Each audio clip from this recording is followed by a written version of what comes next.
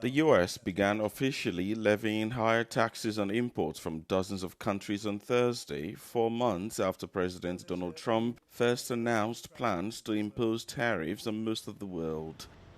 The White House said that starting just after midnight, goods from more than 60 countries would face tariff rates of 10% or higher. Products from the European Union, Japan, and South Korea will be taxed at 15%, while imports from Taiwan, Vietnam, and Bangladesh will be taxed at 20%. While seeking new trade agreements across the board, the Trump administration says it expects places such as the EU, Japan, and South Korea to invest hundreds of billions of dollars in the US.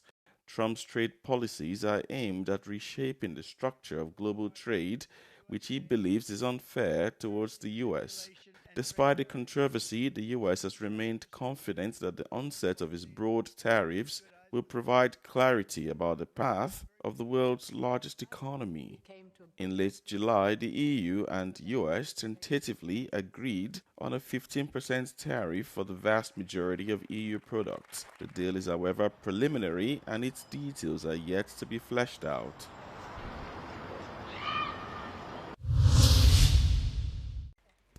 U.S. President Donald Trump intends to meet face-to-face with his Russian counterpart Vladimir Putin, according to a report by the New York Times.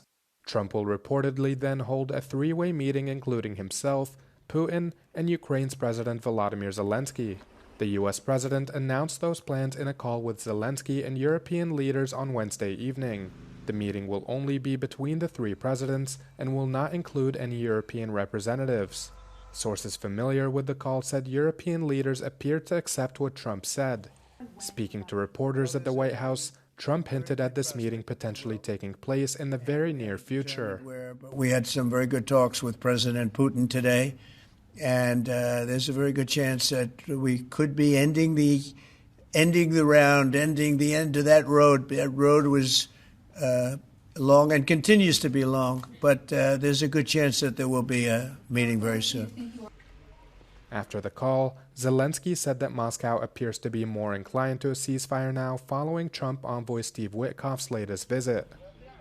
Ми обговорили, що звучало в Москві. Схоже, Росія тепер більше налаштована на припинення вогню. Тиск на них спрацьовує. Але головне, щоб вони не обманули нас в деталях, ані нас, ані Сполучені Штати. The news comes just days before Trump's deadline for Russia to reach a peace deal in the war or face fresh sanctions was due. In mid-July, Trump announced a 50-day deadline for Russia, which he shortened 2 weeks later, slashing weeks off due to a lack of progress being made.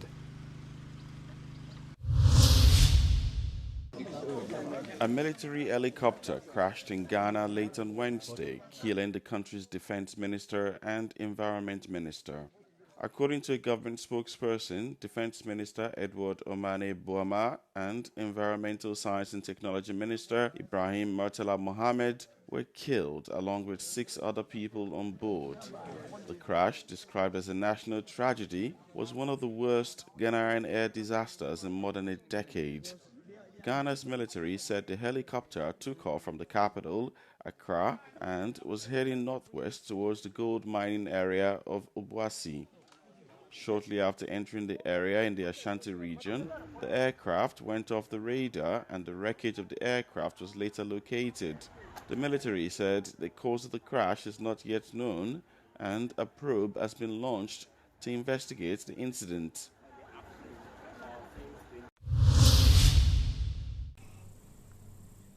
Lithuania has asked NATO for help to bolster its air defences after it revealed 2 Russian military drones flew into its territory from Belarus last month. The country's foreign minister said Wednesday he spoke with NATO Secretary-General Mark Rutte to discuss regional security. These talks come after Lithuania revealed 1 drone had crossed into the country on the 28th of July. The device was reportedly carrying explosives. Apžiūrėjus įrenginį buvo nustatyta, kad jis gabeno sprogstamąjį užtaisą, kurį Lietuvos kariuomenės specialistai sėkmingai neutralizavo įvykio vietoje. Nukenksminus sprogstamąjį užtaisą, Skraidyklės dalys buvo išgabentos įvairiems tyrimams atlikti. Lithuania's defense minister said the drone was likely directed by Russia towards Kyiv, but became disorientated by Ukraine's defenses. It likely entered Lithuanian territory unintentionally, he said. It's not the first time Russian-made drones have crossed into Lithuania from Belarus. Lithuania, which also borders Russia's Kaliningrad enclave, has committed to a defense spending hike in the face of Russia's aggression in Ukraine.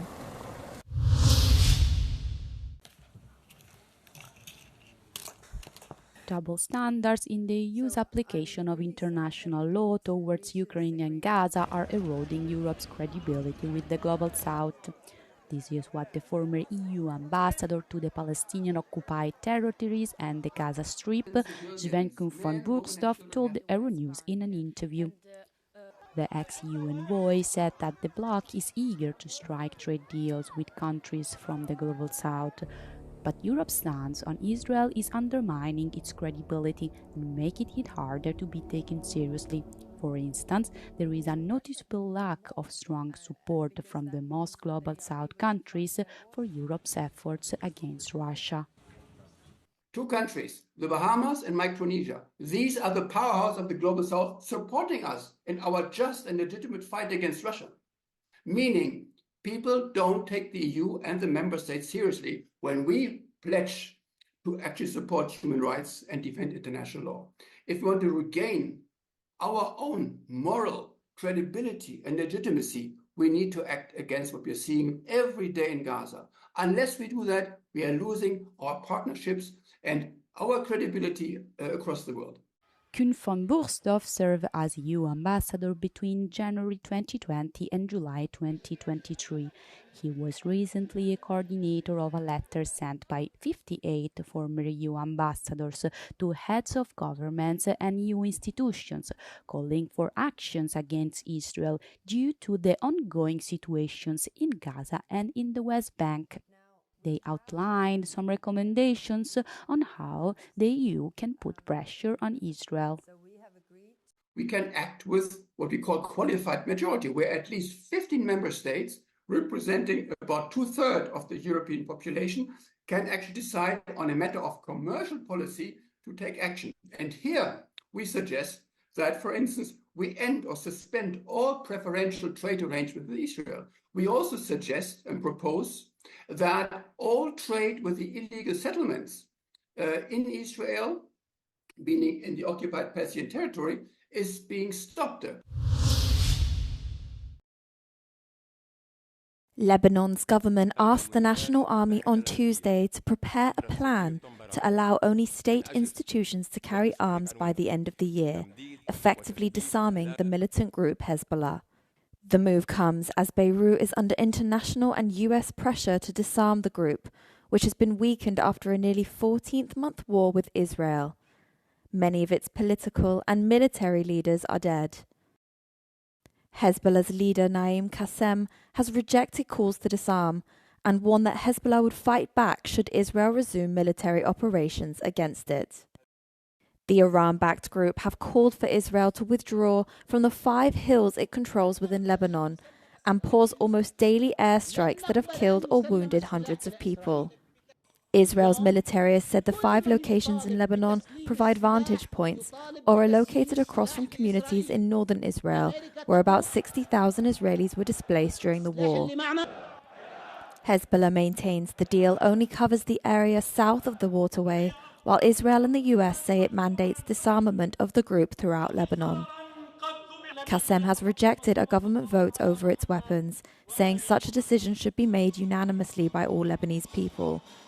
The issue amongst the public, however, is divisive, with some groups calling for the group's disarmament.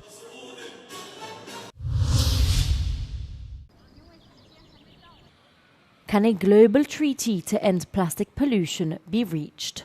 Gathered in Geneva, delegates from around 100 countries, including the EU, are tackling the problem. Their goal is to establish legally binding targets to cut plastic production. In contrast, oil and gas exporters like Saudi Arabia, Iran and Russia prefer to focus solely on waste management and recycling.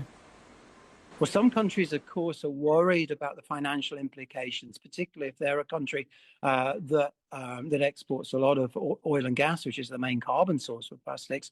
Also, if they're a country that produces a lot of plastic products, they're concerned about the potential financial implications. There's a good number of countries, however, more than 100, who are aligned, already agreed on a high ambition treaty. The European Commission is pushing for a treaty that tackles the entire life cycle of plastics, from production to disposal. It also backs a gradual phase-out of certain plastics that are harmful to human health and the environment. A marine biology professor is urging negotiators to take action. That plastic pollution is a global environmental problem. Plastic contaminates our planets literally from our deepest oceans to our highest mountains.